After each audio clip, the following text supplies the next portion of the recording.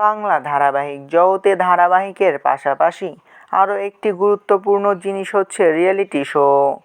অনেক চ্যানেলে বর্তমানে অনেক জনপ্রিয় রিয়েলিটি শো সম্প্রচারিত হচ্ছে, যেমন জি বাংলা সারেগামাপা, সান বাংলা লাখ টাকার লক্ষ্মী লাভ ইত্যাদি।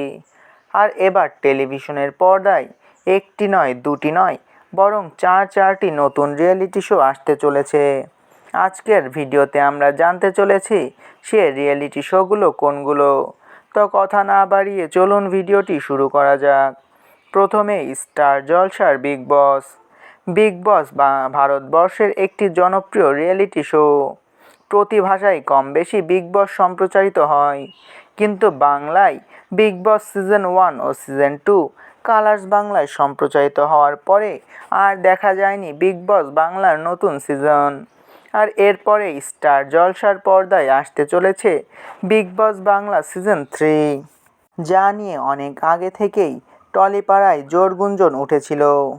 আর এই বিগ বস বাংলার সঞ্চালকের ভূমিকায় থাকবেন জনপ্রিয় ক্রিকেটার সৌরভ গাঙ্গুলি। ইতিমধ্যেই প্রথম প্রোমো প্রকাশ পেয়ে গিয়েছে। এরপর জি বাংলার দাদাগিরি। জি বাংলার জনপ্রিয় রিয়েলিটি শো দাদাগিরি অনেক বছর ধরে সগৌরবে টেলিভিশনের পর্দায় সম্প্রচারিত হয়ে আসছে এই শোটি। এই শোয়ের সঞ্চালক ছিলেন ক্রিকেটার সৌরভ গাঙ্গুলি, কিন্তু তাকে এখন থেকে স্টার জলসার বিগ বসে দেখা যাবে। তাহলে দাদাগিরির নতুন সঞ্চালক কে হচ্ছে? যতদূর জানা যাচ্ছে, দাদাগিরির নতুন সঞ্চালক হচ্ছে অভিনেতা দেব। জি বাংলার পর্দায় আরও একটি নতুন রিয়েলিটি শো আসছে, যার নাম ড্রামাবাজ। এই রিয়েলিটি শোতে বাচ্চারা তাদের অভিনয়ের দক্ষতা দেখাবে, আর তাদের অভিনয়ের দক্ষতার ওপর ভিত্তি করে এই শোতে তারা এগিয়ে যাবে। অবশেষে যে রিয়েলিটি শোটি আসতে চলেছে তার নাম সানাগিরি।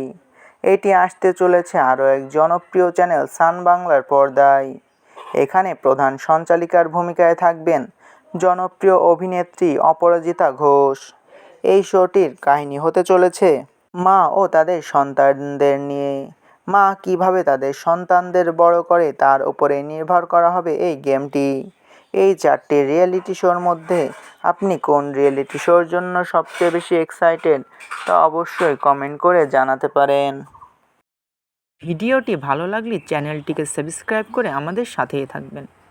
আপনাদের ভালোবাসায় আমাদের সামনে এগিয়ে যাওয়ার শক্তি যোগায়।